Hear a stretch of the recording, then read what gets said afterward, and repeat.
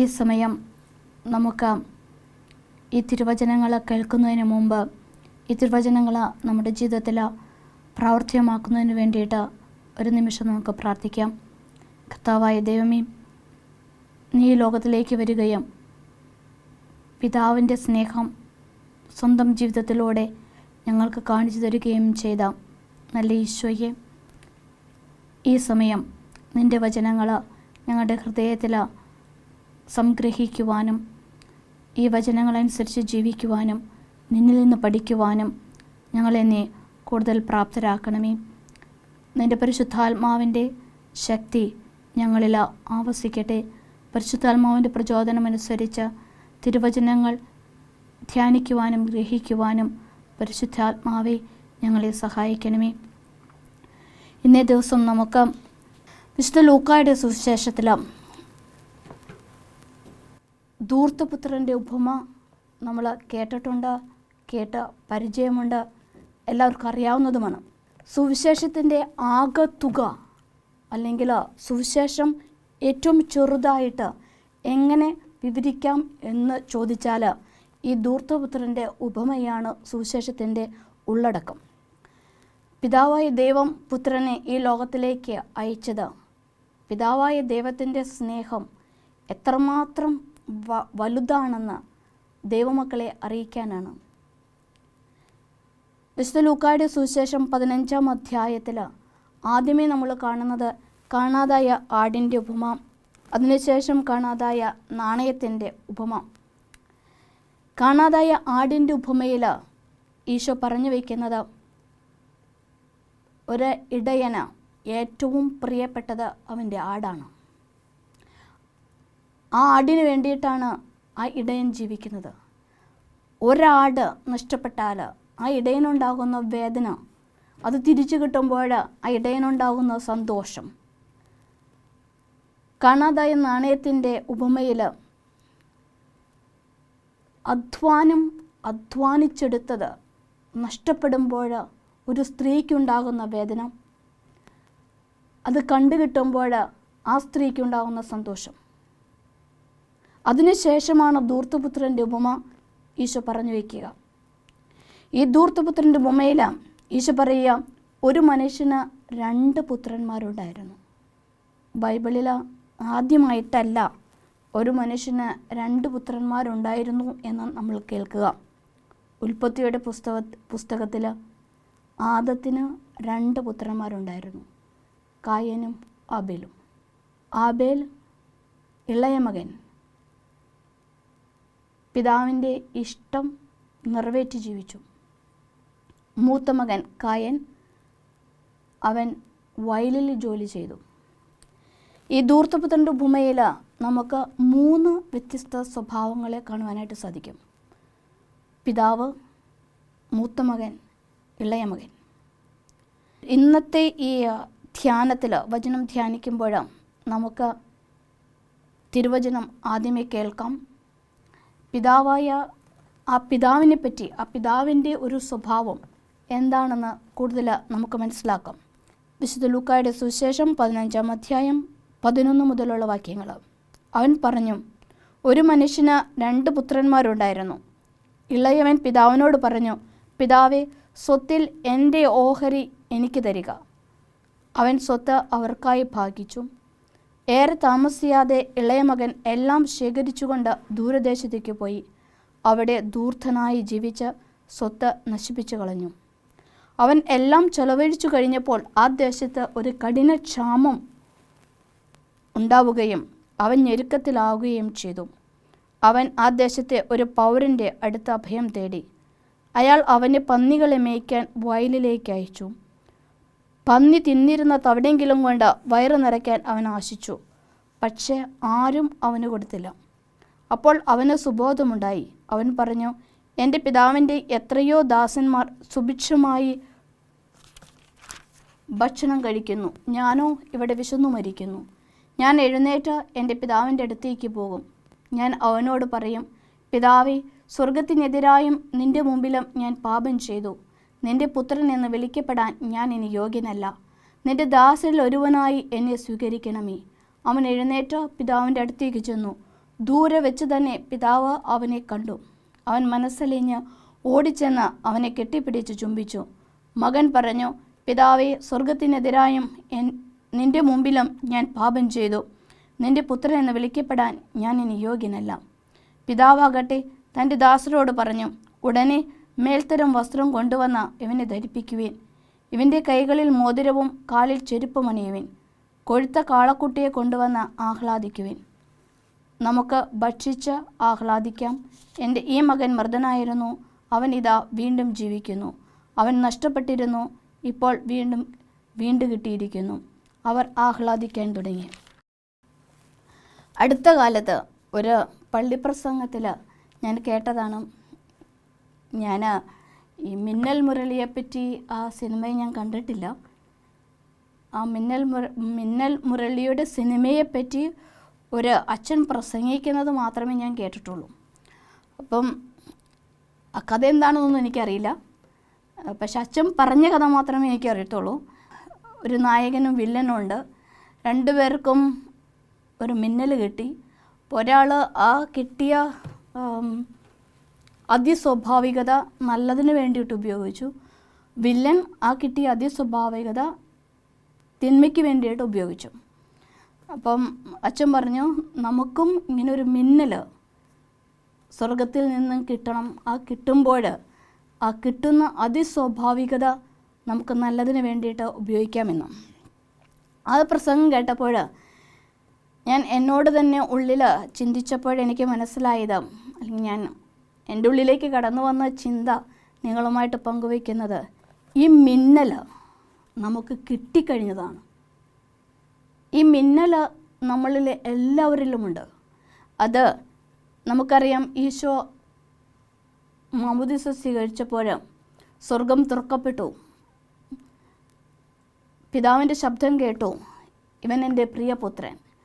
നമ്മുടെ മാമോദീസായിലും ഈ സ്വർഗം തുറക്കപ്പെട്ടു. ഈ മിന്നൽ സംഭവിച്ചു കഴിഞ്ഞു നമ്മുടെ മാമോദീസായിലൂടെ. ഇനി മറ്റൊരു മിന്നലിന് വേണ്ടിയിട്ട് നമ്മൾ കാത്തിരിക്കേണ്ട ആവശ്യമില്ല. മാമോദീസയുടെ ഈ മിന്നൽ നമ്മളിലുണ്ട്. അത് പരിശുദ്ധാത്മാവാണ്. ഈ തിരുവചനത്തിലേക്ക് നോക്കുമ്പോൾ പിതാവ്, ഇന്ന് നമുക്ക് പിതാവിനെ പറ്റി, ആ പിതാവിൻ്റെ സ്വഭാവത്തെപ്പറ്റി, അല്ലെങ്കിൽ ആ പിതാവായ ദൈവത്തെ ഒരിക്കലും മനസ്സിലാക്കുവാനായിട്ട് നമുക്ക് സാധിക്കില്ല. അത് ഈശോ തന്നെ പറഞ്ഞിട്ടുണ്ട്, പിതാവ് ആർക്ക് വെളിപ്പെടുത്തുന്നുവോ അവന് മാത്രമേ പിതാവിനെ അറിയുള്ളൂ എന്ന്. എങ്കിലും ഈ തിരുവചനത്തിലൂടെ പിതാവിൻ്റെ ആ സ്വഭാവം ഒന്ന് മനസ്സിലാക്കാനായിട്ട് നമുക്ക് ശ്രമിക്കാം. ഈശോ പറയുന്ന ഈ പിതാവ് സ്വർഗസ്നായ പിതാവിൻ്റെ ഒരു രൂപമാണ് നമ്മുടെ മുമ്പിൽ വരച്ചു കാണിക്കുക. ഇളയ മകൻ വന്നിട്ട് പിതാവിനോട് ചോദിക്കുകയാണ്, എൻ്റെ സ്വത്തിൻ്റെ എൻ്റെ ഓഹരി എനിക്ക് തരിക. അവസാനം ഭാഗത്തിൽ തിരുവചനത്തിൽ പിതാവ് പറയുന്നുണ്ട് മൂത്ത മകനോട്, മകനെ, നീ എൻ്റെ കൂടെ ഉണ്ടല്ലോ, എനിക്കുള്ളതെല്ലാം നിൻ്റേതാണ്. ഇളയ മകൻ ചോദിക്കുക, എൻ്റെ ഓഹരി എനിക്ക് തരിക. പിതാവ് പറയുന്നു, എനിക്കുള്ളതെല്ലാം നിൻ്റേതാണെന്ന് മൂത്ത മകനോട്. ഈ രണ്ട് മക്കളെയും നമുക്ക് പഴയ നിയമത്തിലും കാണുവാനായിട്ട് സാധിക്കും, ആബേലും കായീനും. പിതാവിൻ്റെ സ്വഭാവം ഒന്നും സ്വന്തമാക്കി വയ്ക്കുന്നവനല്ല, എല്ലാം തരാൻ തയ്യാറുള്ളവനാണ് പിതാവ്. പിതാവ് ഒരിക്കലും പറയുന്നില്ല ഈ മകൻ്റെ അടുത്ത്, ഒന്നും കൂടി നീ ആലോചിച്ച് നോക്ക്, അല്ലെങ്കിൽ നീ ചെയ്യാൻ പോകുന്നത് തെറ്റല്ലേ, നിനക്കിപ്പോൾ എന്താണ് കുറവ്, നമുക്കൊരുമിച്ച് ജീവിക്കാലോ. ഒരു ഉപദേശവും പിതാവ് കൊടുക്കുന്നില്ല. ഇളയ മകൻ വന്ന് ചോദിച്ചു, എൻ്റെ ഓഹരി എനിക്ക് തരിക. പിതാവ് സ്വത്ത് ഭാഗിച്ച് അവന് കൊടുത്തു. പിതാവ് പറയുന്നില്ല ഇത് നിൻ്റെ ഓഹരിയല്ല എൻ്റെ ഓഹരിയാണ് എന്ന്. സത്യത്തിൽ ആദ്യത്തെ 2 ഉപമയിലും കാണാതായ ആടിൻ്റെ ഉപമയിൽ ആ ആട് ആട്ടിടയൻ്റേതാണ്, ആ നാണയം ആ സ്ത്രീയുടേതുമാണ്. അത് നഷ്ടപ്പെട്ടുമ്പോൾ അതാണ് അവർ അന്വേഷിക്കുക. ധൂർത്തപുത്രൻ്റെ ഉപമയിൽ പിതാവിന് ഉള്ളതെല്ലാം എല്ലാം പിതാവിൻ്റേതാണ്. ഇളയ മകൻ ചോദിക്കുന്നുണ്ട്, എൻ്റെ ഓഹരി എനിക്ക് തരിക. അത് പിതാവിൻ്റെ ഓഹരിയാണ്, അത് പിതാവിൻ്റേതാണ്. ഇളയ മകന് സത്യത്തിൽ അവൻ്റെ ഓഹരി ഇല്ല. പിതാവിൻ്റെ ഓഹരിയാണ് അവൻ ചോദിക്കുന്നത്. അവൻ പക്ഷെ പറയുന്നത് എൻ്റെ ഓഹരി എനിക്ക് തരിക. പിതാവ് ഒന്നും പറയുന്നില്ല, അവന് കൊടുക്കുന്നു. ഇതാണ് സ്വർഗസ്ഥനായ നമ്മുടെ പിതാവ് നമുക്ക് തരുന്ന ഒരു സ്വാതന്ത്ര്യം. ഒരു ഉപദേശവും മകന് കൊടുക്കാത്തതുപോലെ നമുക്കും ഒരു ഉപദേശവും പിതാവായ ദൈവം തരുന്നില്ല എന്ന് വെച്ചാൽ, ഉപദേശം തരുന്നില്ല എന്ന് വെച്ചാൽ നമുക്ക് ആ സ്വാതന്ത്ര്യം തരുന്നുണ്ട്. നമ്മുടെ ഇഷ്ടങ്ങൾക്ക് ദൈവം നമുക്ക് സ്വാതന്ത്ര്യം തരുന്നുണ്ട്. ആ സ്വാതന്ത്ര്യമാണ്, അതാണ് നമ്മുടെ സമ്പത്ത്. എനിക്ക് ലഭിച്ചിരിക്കുന്ന, ദൈവം തന്നിരിക്കുന്ന ഈ സ്വാതന്ത്ര്യമാണ് എൻ്റെ സമ്പത്ത്. ഈ സ്വാതന്ത്ര്യം എനിക്ക് എങ്ങനെ വേണമെങ്കിലും ഉപയോഗിക്കാം. ഇതാണ് ഞാൻ ആദ്യം പറഞ്ഞു വന്ന ആ മിന്നൽ മുരളിയുടെ കഥയിലൂടെ ഞാൻ പറഞ്ഞത്. ദൈവം നൽകിയിരിക്കുന്ന ആ സ്വാതന്ത്ര്യം, നമ്മളാണ് ആ സ്വാതന്ത്ര്യത്തിൻ്റെ ഉടമസ്ഥര്. ദൈവം നമുക്ക് തരുന്നു, നമ്മളാണ് ആ സ്വാതന്ത്ര്യം ഉപയോഗിക്കുക. നമ്മളാണ് ഉടമസ്ഥര് ഈ സ്വാതന്ത്ര്യത്തിൻ്റെ. ഈ പിതാവ് ഇളയ മകൻ ചോദിച്ച ഓഹരി നൽകി. പിന്നീട് നമ്മൾ കാണുന്നത്, ഈ മകൻ തിരിച്ചു വരുമ്പോൾ അവനെ കാത്തിരിക്കുന്ന ഒരു പിതാവ്. ദൂരെ നിന്ന് തന്നെ അവൻ കണ്ടു. ദൂരെ നിന്ന് തന്നെ അവൻ കണ്ടു എന്നതിൻ്റെ അർത്ഥം ദൂരേക്ക് നോക്കിയിരിക്കുന്ന ഒരു പിതാവാണ്. ഈ സ്വാതന്ത്ര്യം തന്നിട്ട്, നമുക്ക് എല്ലാ ദൈവാനുഗ്രഹങ്ങളും തന്നിട്ട് നമ്മൾ അത് എങ്ങനെ ഉപയോഗിക്കുന്നു എന്ന് ദൂരെ നിന്ന് നോക്കുന്ന ഒരു സ്വർഗസ്ഥനായ പിതാവാണ് നമ്മുടെ പിതാവ്. ദൂരെ നിന്ന് നോക്കിക്കണ്ട് ഇളയ മകൻ തിരിച്ചു വരുമ്പോൾ, ഇളയ മകൻ ചില തീരുമാനങ്ങൾ എടുത്തിട്ടാണ് തിരിച്ചു വരിക. പക്ഷേ ഈ തീരുമാനങ്ങളൊന്നും കേൾക്കാൻ അത്ര പോലും ക്ഷമയില്ലാതെ ആണ് ഈ പിതാവ് അടുത്തേക്ക് ഓടി വരിക. അത്രയും എന്ന മകൻ എൻ്റെ അടുത്ത് സോറി ചോദിക്കട്ടെ, എൻ്റെ അടുത്ത് ക്ഷമ പറയട്ടെ, അവൻ ചെയ്തു പോയ തെറ്റുകളൊക്കെ അവൻ മനസ്സിലാക്കട്ടെ, അല്പനേരം വെയിറ്റ് ചെയ്തിട്ട് അവനെ സ്വീകരിക്കാം എന്ന് ചിന്തിക്കാതെ, അതിന് കാത്തിരിക്കാതെ, ആ മകനെ കണ്ടപ്പോൾ ഓടിച്ചെന്ന് അല്പം പോലും കാത്തിരിക്കാതെ അവനെ ആലിംഗനം ചെയ്യുന്ന ഒരു പിതാവാണ് നമ്മുടെ സ്വർഗസ്ഥനായ പിതാവ്. ഈ ഉപമ വായിക്കുമ്പോൾ എൻ്റെ മനസ്സിലേക്ക് എപ്പോഴും വരിക, ഞാൻ വിശുദ്ധ കുർബാന സ്വീകരിക്കാൻ പോകുന്ന ഒരു ചിത്രമാണ്. എല്ലാ ദിവസവും വിശുദ്ധ കുർബാന സ്വീകരിക്കാനായിട്ട് ഞാൻ വരുമ്പോൾ, നമ്മൾ കുർബാന സ്വീകരിക്കാൻ പോകുന്നത്, നമ്മൾ ഇരിക്കുന്ന സ്ഥലത്ത് നിന്ന് എഴുന്നേൽക്കുക, മുന്നോട്ട് പോവുക, ചെന്ന് കുർബാന സ്വീകരിക്കുക. അതാണല്ലോ നമ്മൾ ചെയ്യുക. അപ്പം ഞാൻ എല്ലാ ദിവസവും കുർബാന സ്വീകരിക്കുമ്പോൾ ഈ ധൂർത്തപുത്രൻ്റെ സ്ഥാനത്താണ് ഞാൻ എന്നെ കാണുക. വിശുദ്ധ കുർബാന സ്വീകരിക്കാനായിട്ട്, വിശുദ്ധ കുർബാന തരാനായിട്ട് വൈദികൻ്റെ വസ്ത്രങ്ങൾ അണിഞ്ഞ് അവിടെ നിൽക്കുമ്പോൾ ഞാൻ കാണുക പിതാവായ ദൈവത്തെയാണ്. എന്നെ സ്വീകരിക്കാനായിട്ട് ആ പിതാവ് ദൂരേക്ക് നോക്കിയിരുന്ന ആ പിതാവിനെയാണ് ഓരോ വിശുദ്ധ കുർബാന സ്വീകരണത്തിലും ഞാൻ കാണുക. വിശുദ്ധ കുർബാന നമ്മൾ സ്വീകരിക്കുമ്പോൾ എൻ്റെ അനുഭവത്തിൽ, അല്ലെങ്കിൽ ഞാൻ ധ്യാനിച്ച് എനിക്ക് മനസ്സിലായത്, ദൈവമാണ് നമ്മളെ സ്വീകരിക്കുക.